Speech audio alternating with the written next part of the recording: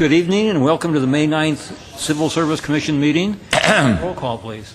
Commissioner Gantis? Yes, I'm here. Gregorian? Yes, here. Devine? Here. And for the record, Commissioner Gazarian and Manukian are absent. Okay, thank you. What's next, please? Minutes? Okay, we have the minutes for the April 11th meeting. Was I there? I was. We have a motion for Move to approve? Second. approved by unanimous consent if there are no objections. Hearing none, it's approved. Next, please. Oral communications? I do not have any cards. If there's anyone in the audience that wishes to speak on an item that's not on the agenda, please indicate. Seeing none, we'll move on to the next item, please. Recruitment and examination status report. Mr. Doyle. Mr. Chair, members of the Commission, this is a note and file item. We have the listing of our recruitment activity currently.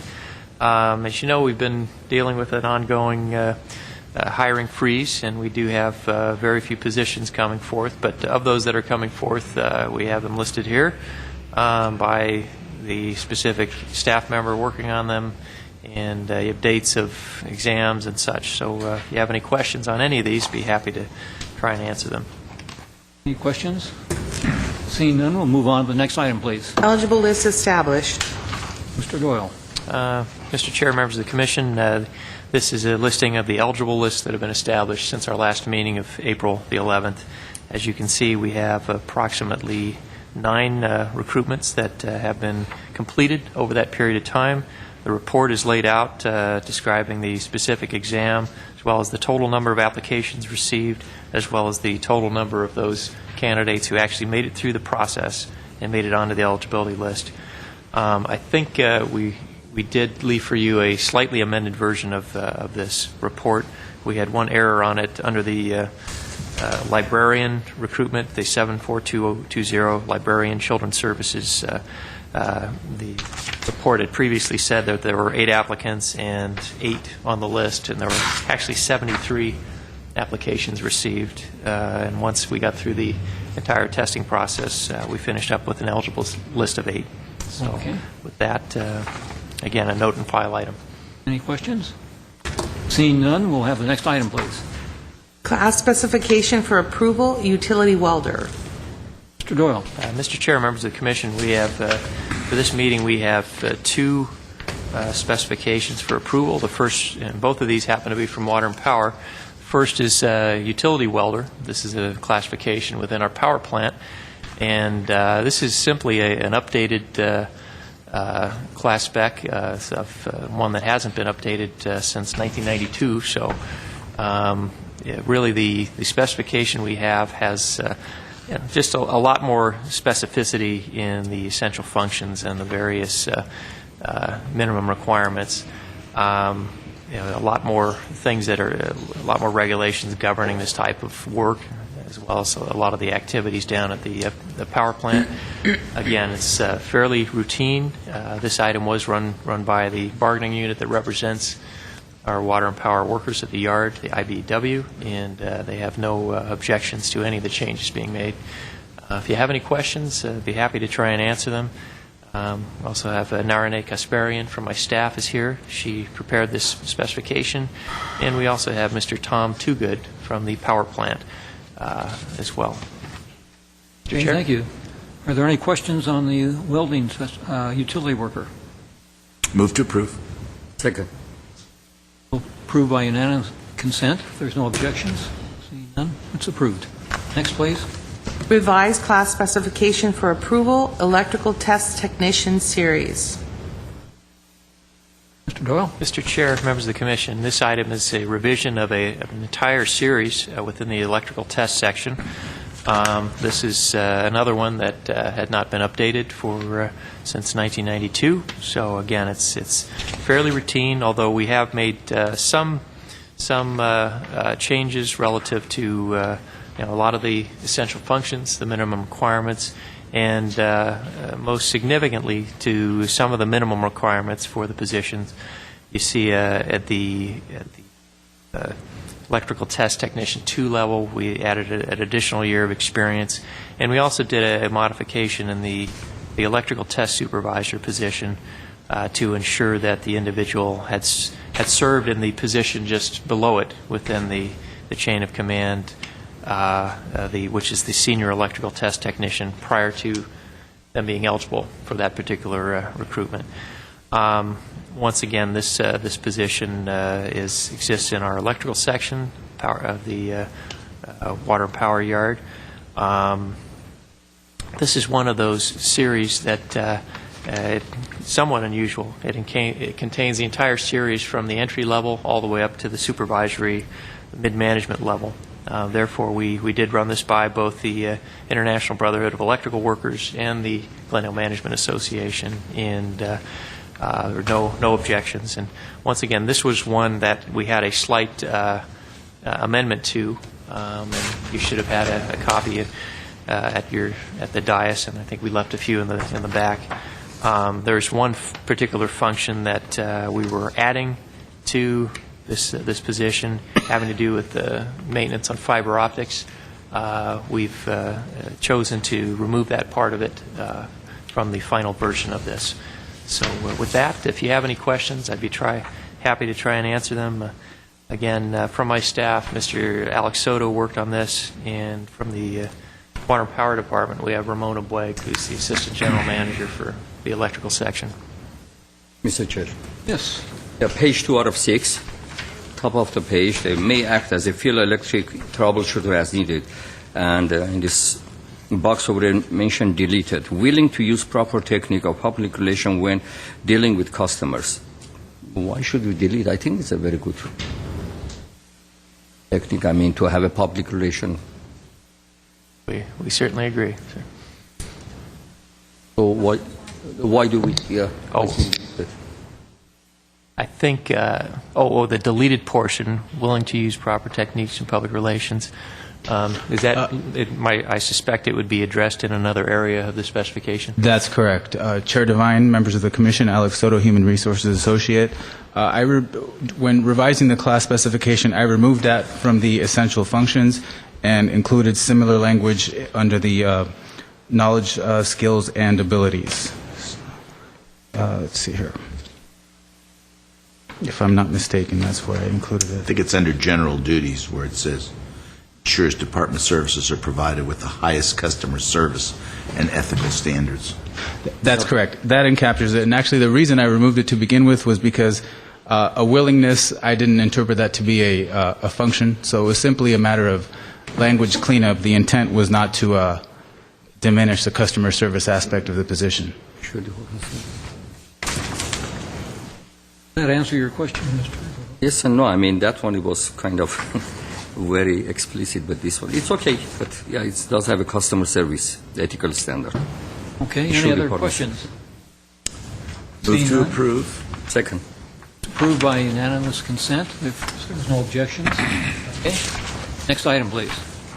Public hearing, adoption of resolution, report on unclassified status proposal for power plant control operator apprentice, power plant mechanic apprentice, station electrician and operator apprentice, and water system apprentice. Okay, I'm going to ask Mr. Doyle to give us a brief overview, then we'll open it for public hearing if anybody has comments, and then we will deliberate on it. So, Mr. Doyle? Thank you, Mr. Chair. This item is something that doesn't come up very often, but I think, as you know, under the rules and really based on longstanding practice, the Commission does have the authority to declare certain positions and certain classifications exempt from civil service, or as we would put it, the position would be declared unclassified. Typically, this is done for positions that may be of a temporary duration, such as a grant-funded position, sometimes like with the federal-funded positions, stimulus-funded positions, things like that, where we're not sure of the overall duration of the position.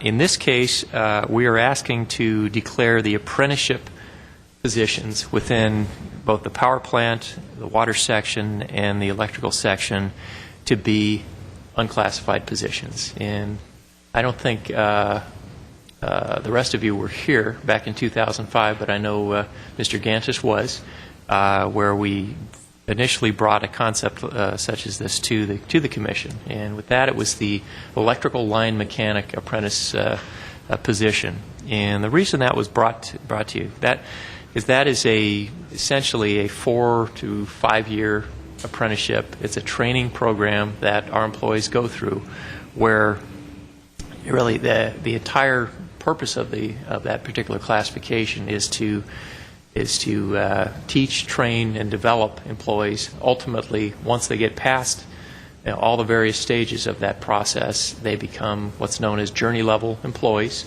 In this particular case, it was the electrical line mechanic journeyman classification. That's essentially the line mechanics job, the people who climb the poles and do related construction and maintenance work. The reason it was done back then was that for two purposes. One, we were having issues with the recruitment process. When you have a position that falls under the classified service, as most of our city jobs are, we do have to do a very structured interview and selection process involving written exams and various steps that often take quite a long time. Back in those days, the market for trained linemen was pretty tight, and every time a particular climbing school would graduate a lot of employees, they'd end up getting hired off by other utilities quicker than Glendale could get around to it. So we wanted to make a more flexible hiring process to begin with from the outset, to enable us to go to these climbing schools and identify people and hire them in a more rapid and efficient manner. From that standpoint, it was a very successful move. But the second part of it, the second reason we did that, was really the whole notion that while you're an apprentice, all the years that you're doing that, you're still in a training mode, and you're not a completely competent employee in all those facets until you finish the full 4 or 5 years of that particular apprenticeship program. And what we had back again prior to this was occasionally you'd have an employee who would make it through their probationary period as an apprentice, which in those days it was six months or 1 year. Yet there were a variety of other phases still yet to be completed in their development. And so occasionally we would have situations where an individual would be in their 3rd or 4th year of the apprenticeship program, and we'd end up having to make that recommendation to remove them from the program because they weren't meeting the standard any longer. And ultimately, with civil service protections, we would have to offer them the full Skelly process and ultimately a civil service hearing in order to remove them from the program.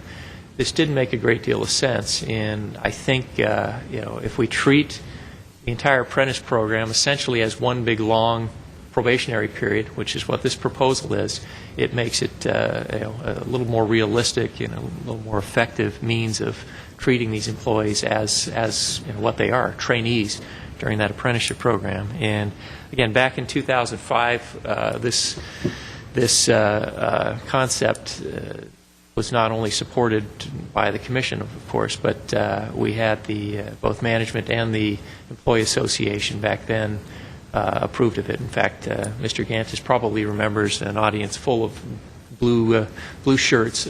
Led by the president at that time of the Glendale City Employees Association. That's correct. And again, they were in favor of this. And so what we're looking at is there happen to be 4 other apprenticeship programs at the yard. We have two in the power plant. We have one additional one in the electrical section. That's the station electrician / operator apprentice program. And then we have a water system apprentice program. We feel that it would be best serve our needs from both a recruitment standpoint and a progression standpoint to declare all 4 of these unclassified. So with that, that's the recommendation by staff. We have representatives from the department here, I think representing just about every section of the yard if you have questions. This has been run by the International Brotherhood of Electrical Workers, who now represent these employees, and they have no objections to this proposal. Okay. I'm going to open it now for public hearing. I have no cards, so is there anybody in the audience that wishes to address this particular item? Seeing none, we'll close the public. Before we close the public hearing, can I just inquire, Mr. Chairman, Do we have a representative from IBEW here tonight? We do not. Are they given notice of this? Yes, they are. Okay. Yes. Okay. We'll close the public hearing, and I'll ask my fellow commissioners if you have any questions or comments. No. Mr. Doyle is absolutely correct, and I do have a very vivid memory of the original classification of the electrical line mechanic apprentice. In fact, there was an audience full, and the president of the GCEA, which was the body representing these people at that time, was in fact an electrical line mechanic 2, 3, senior, whatever he was. And I specifically recall questioning him about it, and as I recall, one of the bigger concerns is that these are very, very, or at least from the mechanic line, the line people, these are very dangerous jobs. You're climbing, and you got to be sure that and they depend on each other. And therefore, you've got to have somebody there that's going to protect your back, not dissimilar to any other dangerous thing. I recall that it was very enthusiastically supported at that time. I do have a question, Mr. Doyle. In reading the resolution, it indicates that the positions will remain unclassified through the last phase of the State of California approved Joint Apprenticeship Committee program. What does that mean? A very good question, Mr. Gantis. These programs are all sanctioned by the State of California Department of Industrial Relations, Division of Apprenticeship Standards programs, and they're sanctioned by that. And essentially, all of these have, I believe it's 8 phases, and what we're proposing, each of those phases run approximately 6 months, and you finish one phase, you go to the next, and as you graduate from each phase, you get closer and closer to that goal of becoming a journeyman. What we're recommending is that at the last phase of that process, that this position go from being unclassified to classified, and the employees would be put on an actual probationary period, a true probationary period lasting 6 months, and then once they complete that probationary period, along with the completion of the program at concurring times, then they become full-fledged journey-level employees in this given trade. May I continue, Mr.? Sure. So once they complete this 5-year, whatever the apprenticeship program is, this 8-step program, they will continue to occupy the position of power plant control operator apprentice, or do they go into a new position? Mr. Gantz, once they complete the program, their job title, they get a promotion essentially. The power plant control operator apprentice becomes a power plant control operator. So that's my classification with a commensurate raise in salary and the 6 months. So that would be my question of why do we need to have this language? Because by its definition, the power plant control operator apprentice on down the line is just that. That position is always only going to be an unclassified position, and once they've completed that, they're no longer an apprentice. They're whatever you just said, technician or something. So to me, it's confusing when it says it's exempt from the classified status through the last phase of that. To me, it would always be exempt from the classified status. The new position is already in the classified status, and they would have that. So if somebody can explain it to me, go ahead. Good evening, Chair Gantis and Commissioners. Rosie Akopian, Human Resources Analyst for Glendale Water and Power. It is a very good point you bring up, Mr. Gantis. The main reason is to allow the employee to actually complete probation in that position as an apprentice and have that classification as the position they've served and completed probation in, because aside from having that on their record, they would also take time before we're able to process the new promotional position and place them into the new position and have them serve a probationary period under the new title. And if there's any issues with them not passing probation or not doing well in the next phase, at least they have that classified status of having completed a probationary period in the position they held for those 5 years. Let me understand Is this that- then. I'm sorry, did I interrupt you? I apologize. No, I was... So let me understand we go through this 8-step program, 5-year program, and they will continue as the job title being power plant control operator apprentice. Let me change it. Water system apprentice. Any one of those 4. Through the probationary period. Then the next step up is, I guess I didn't get what happens, what do they become then? Let's use the power plant control. He becomes then a power plant control operator? Operator. Okay.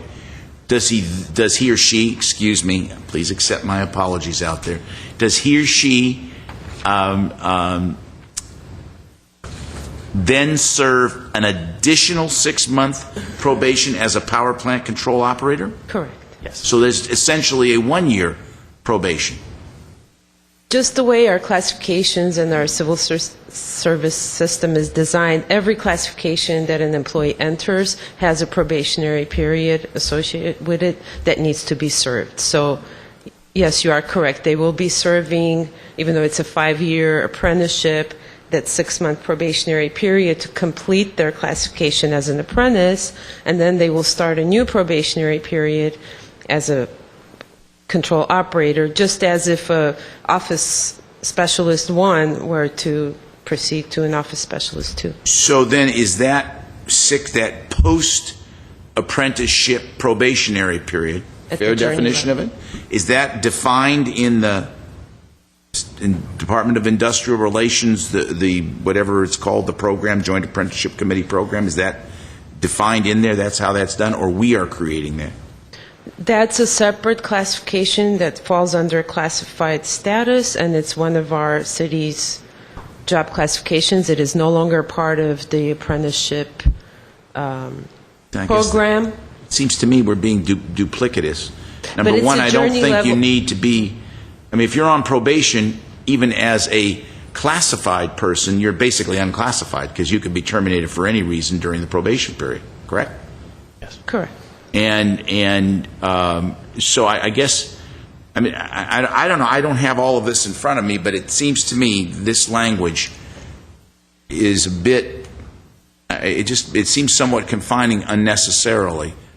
But if you say I'm wrong, I'll go along with it. I just think that for many reasons, I think we need to make it, we're also creating an unclassified position, which, let's be honest about it, today's market compared to 2005, civil service is considered differently now, and our needs, we need to be a little bit more flexible. So I want to be sure that this position will always be, if it's an apprentice, it'll always be unclassified, but you're saying that then you become classified for a 6-month probationary period, which I don't see why you need to be, and then you become an operator with another 6-month probationary period. It just seems to me to be somewhat unwieldy, but I'll go along with it if you. I just pose the questions. That's all. It just seems to me that that doesn't make much sense to me. I mean, if you're going to put them on an apprenticeship program, it doesn't matter if they're classified or unclassified because you can fire them anyway. Then they become then you elevate them to the operator position. They're then by definition going to be on a 6-month probationary period. So you achieve the same effect, I would think. Commissioner Gantris, you're absolutely right as far as the apprenticeship is a full probationary at-will status employment that these individuals will be holding. That last probationary period is more of a technicality from the city's side in order to be able to manage the person's classification and status and be able to complete them holding that position. So their ability to manage that employee's performance and terminate if need be would not change in any way during that last phase. They are still probationary at will. It's just on our books, they're now on the clock, so to speak, to complete holding that title. Just to be sure I'm clear then, and I'll go along with this, so now we're done with the apprenticeship. They entered the journey level position. Yeah, I understand that. Do we?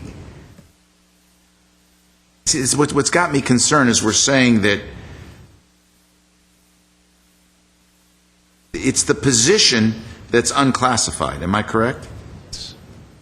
That all positions filled are hereby declared unclassified.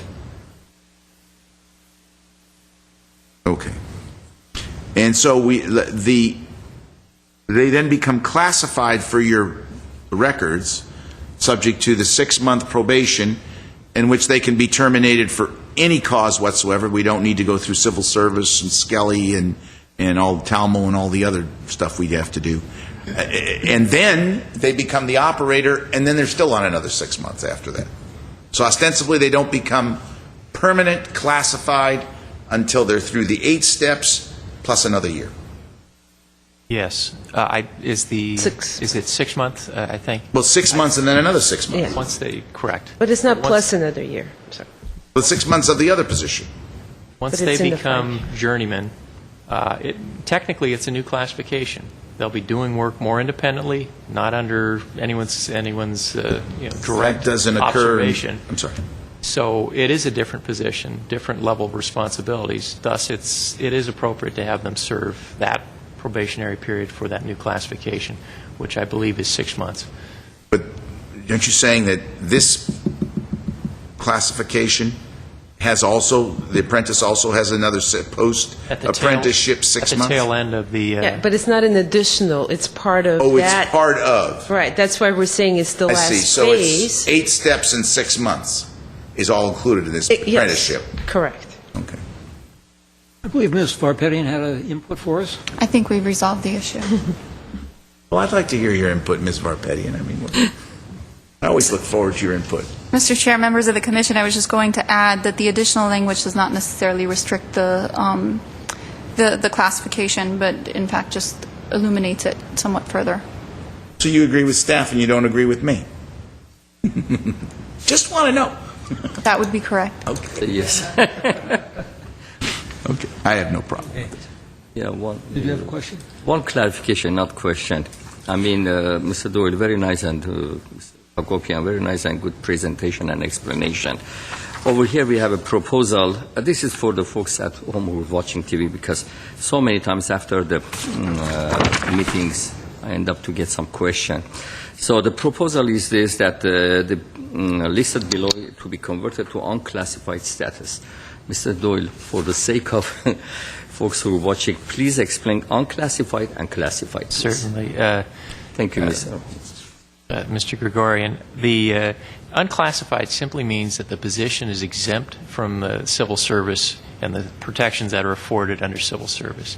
Under civil service, as you know, an employee typically will go through a probationary period when they're considered at will, and they can be removed at any point. But once they get through that probationary period, then they become civil service protected employees. And if there's any attempt to discipline, remove, or punish an employee, they're afforded a series of rights under city policies and under state law. And those rights involve a series of appeals that the employees would have, both internally prior to the discipline being imposed, and once the discipline has been imposed in the form of a hearing before the Civil Service Commission. So what it does is it makes it somewhat of a long and cumbersome process to either discipline or remove an employee with civil service protections. Making this position or these positions unclassified makes that process a little less complex. There's still certain steps that the department would have to go through in order to remove or discipline an employee who is unclassified. They still have to comply with all the city policies, rules, and of course EEO law and everything like that. But nevertheless, the employees would not be entitled to any type of predetermination hearing nor a civil service hearing. So it really just provides a great deal of flexibility in the process. And if I could elaborate a little bit more, Commissioners, the apprenticeship programs here at the city are really, really outstanding programs. They are, as I said earlier, state sanctioned, and they're overseen by the State of California Division of Apprenticeship Standards.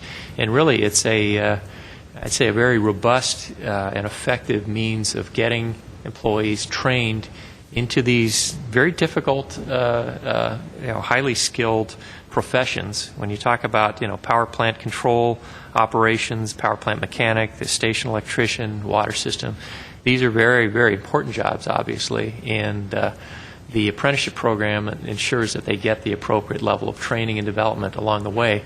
And really what governs the apprenticeship programs is a joint labor management committee where you have 3 members of management, 3 members of labor, all making decisions. And as far as the progression of individual apprentices, whether or not they're ready to advance on to the next step, or recommending that they go on, to the next phase, or their denial of that. And what you find is, you always expect, the management side to be, really the hard line group in this. We see just as much of that from the labor side. They can be equally as hard on these apprentices because they've all gone through these programs and they know, what it takes and what the expectations are. So it is a very, very good program, very good model for training and development. And we've had a long degree of success in this organization with the apprenticeship programs. So.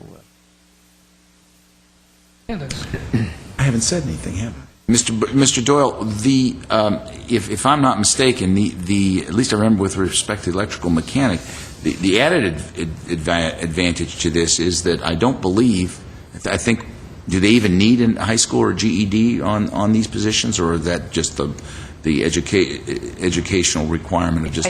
I think at this, Mr.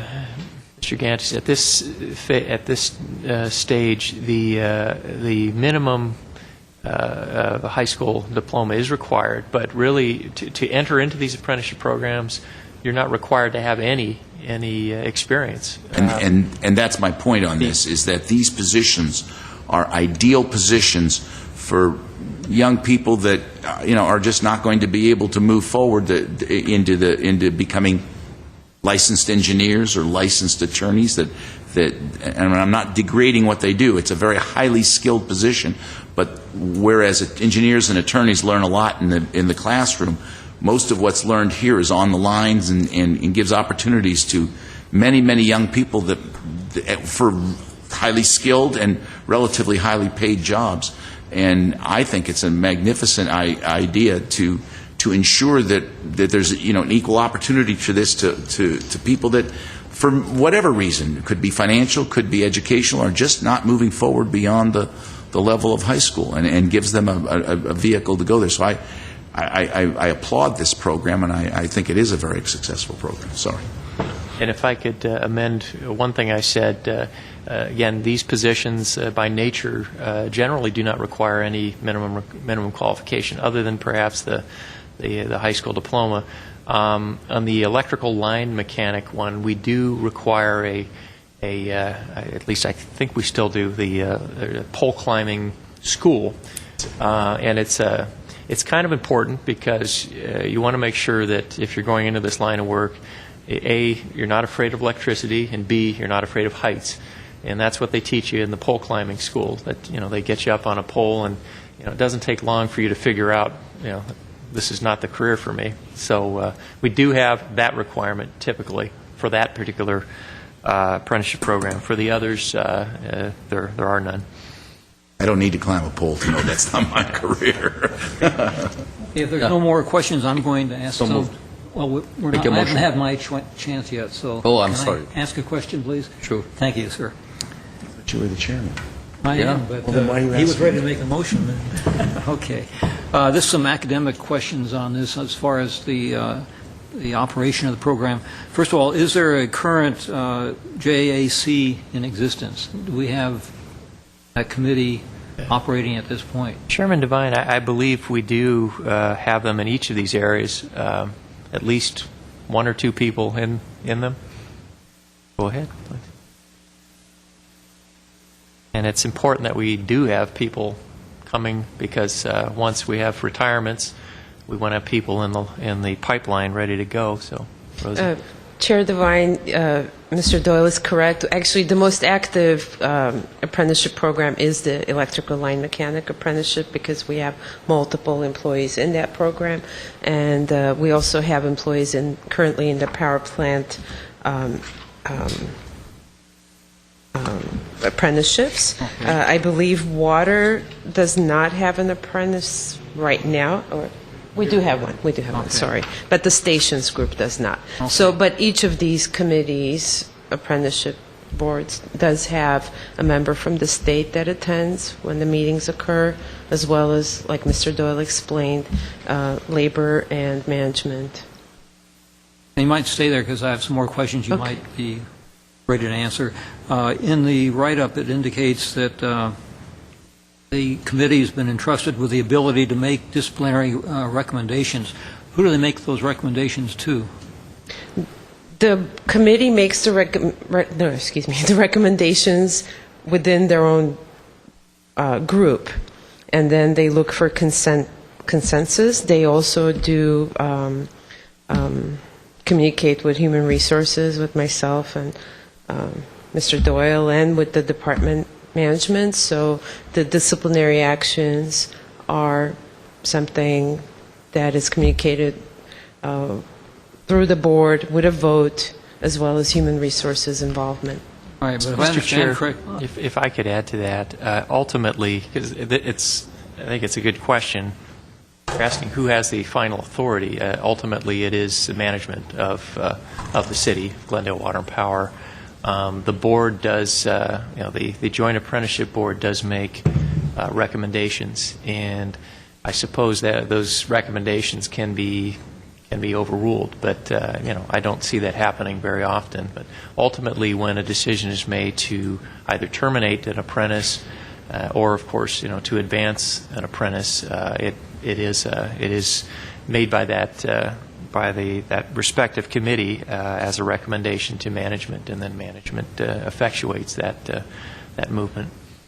okay, and along that line, you indicate that adequate controls are currently in place and will continue to be followed to protect against abuses such as nepotism, retaliation, or wrongful termination. What are those controls? Is there a written policy, or and who makes sure those controls are being enforced? Mr. Chair, as I said earlier, they have to comply with all the city policies, and the various. If someone is being removed, there has to be appropriate grounds and charges for having done so. There is oversight of the Joint Labor Management Apprenticeship Committee. Typically, a member of HR staff is there overseeing it. There's a member from the state, and interestingly enough, the state. We talk about trying to make this as in making this an unclassified job, trying to make it as flexible as possible for the removal of an apprentice. But the state does have its own system of I won't say requirements, but I would say sort of a checklist that has to be followed when an apprentice is being removed, and that can't be done just willy-nilly. There has to be appropriate grounds and justification for that, and you have to run that by they call them the apprenticeship consultants who come and attend and oversee these meetings. So there's a system both internally at the city as well as through the state that ensures that there are no abuses. And what about on the other side, the hiring side? Let's say a department manager wants to hire his brother into the program, and how is that controlled? It's good question. If I may? The applications are processed through me as the department's human resources analyst. I review them to make sure they do have the basic qualifications, such as a complete application, B, the high school education, as well as the climbing school certification. And I do look for,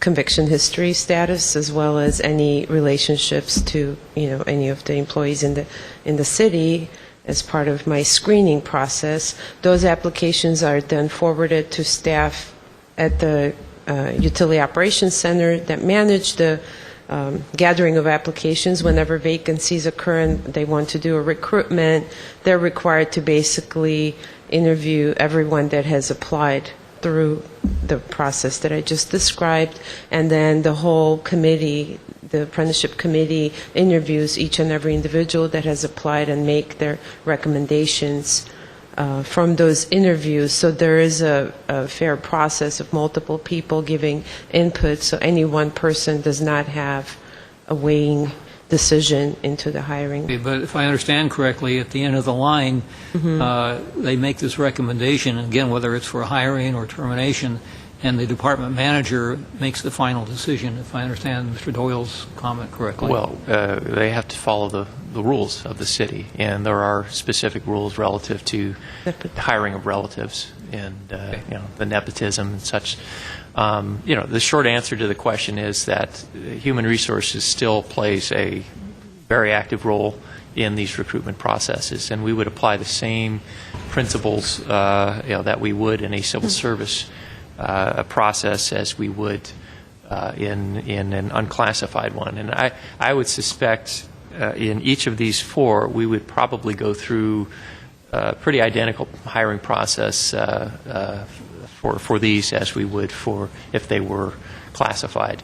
The one I mentioned earlier, the electrical line mechanic, again, we had a specific problem getting people, as they graduated the pole climbing schools, to come to Glendale, because it was going to take us the typical 2 to 3, 4 months to go through a hiring process.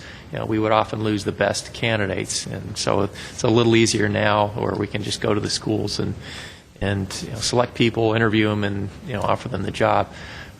It's a little different with these groups. I think that we would still see large numbers of applications, and I suspect that we would still do written exams and oral boards and everything like that, as if it were a classified position.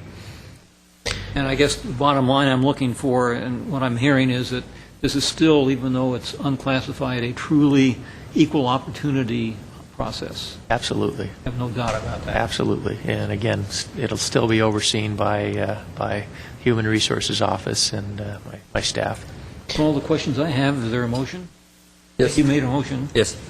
Make the motion. And we'll approve it by unanimous consent with no objections. Next item, please. Report on advertising expenditures, January 1st, 2012 to March 31st, 2012. Mr. Doyle? Mr. Chair, members of the Commission, this is your quarterly advertising expenditures report. This is a report that the Commission had asked for several years ago for us to provide on a quarterly basis, and it's more or less lets you know of what our recruitment and advertising activity is. This report reflects the third quarter of the fiscal year 2011-2012, essentially starting from January 1st through March 31st this year.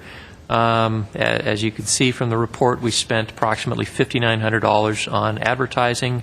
The total year's allotment for advertising in our budget is approximately $40,000, and from year to date, we've spent only $15,000 of that $40,000. So I would anticipate a similar level of spending, and I would expect us to be well below our budget once again.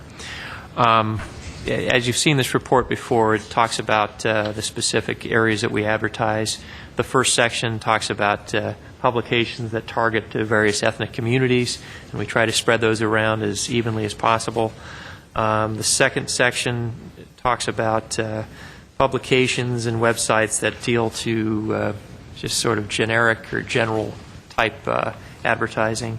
I'm sorry, the second section deals with the targeted technical and trade publications and websites. And then the third section is the generic type advertising, where you would advertise in, say, the LA Times or the city's website or whatever the case may be. One thing I do want to add, the report does talk about some of the events that the city participates in, and there is a mention of our presence at the Cesar Chavez commemorative event on March 31st, where we had a booth there. We also participated in a job fair up at Glendale Community College on April the 18th, and we try to, even if we don't have a lot of job openings, we do try to get out there and just talk to people, talk about potential careers, and do our best to outreach to the various segments of our community.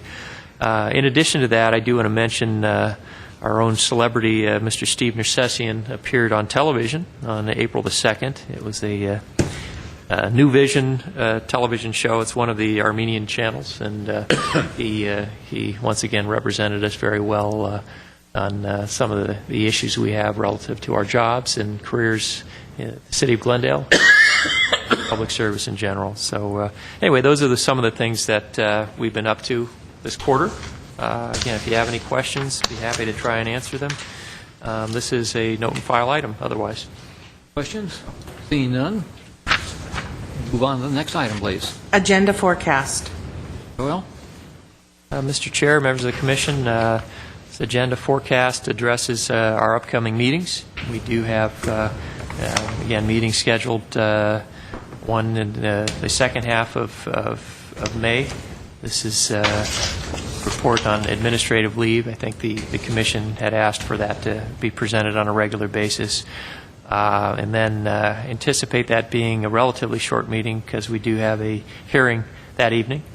And nothing on the docket thus far for our June meetings, but we'll certainly have various items come up across the way. And as you know, we still have a pretty active schedule relative to civil service hearings, keeping you very busy. So that. Any questions on the agenda?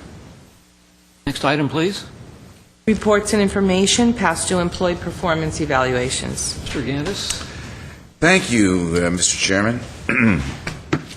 We have the following no past dues from the following departments: the City Attorney's Office, the City Manager's Office, the City Treasurer's Office, the Fire Department, the Police Department, and the Public Works Department. Our total outstanding past due notices, both first, second, and third, are 36 out of 1,693 salaried employee count. Some of our departments, I think, well, we have a lot of special circumstances, but we could use a little chiding a little bit more. There's a few that are still outstanding here. Mr. Chair, if I can say, it's been a very, very busy last couple of months between budget issues and there's been discussion of layoffs and things like that. And I never want to offer excuses because the performance evaluations are extremely important. But you do see many of your supervisors and managerial types very much engaged in those activities at this time of the year. So. If you see a bit of a spike, that's typically how this time of the year is. But we will continue to convey the message of how important it is that these evaluations come in on time, and your sentiments will be continually conveyed on that. So, thank you. Okay, thank you. Thank you, Mr. Gandis. Next item, please. Civil Service Commission and our staff comments. Any comments from commissioners, staff? Seeing none, next item. Closed session. Okay, we will be adjourning into closed session, and we will not be reporting out. Oh, we may. No, we won't, because we're just going to... Oh, that's true. You're right. They have to define these orders, and the full commission has to consider it. You're correct. So we will not be reporting out, and at this point, I'll entertain a motion for adjournment. So move. We are adjourned. Thank you.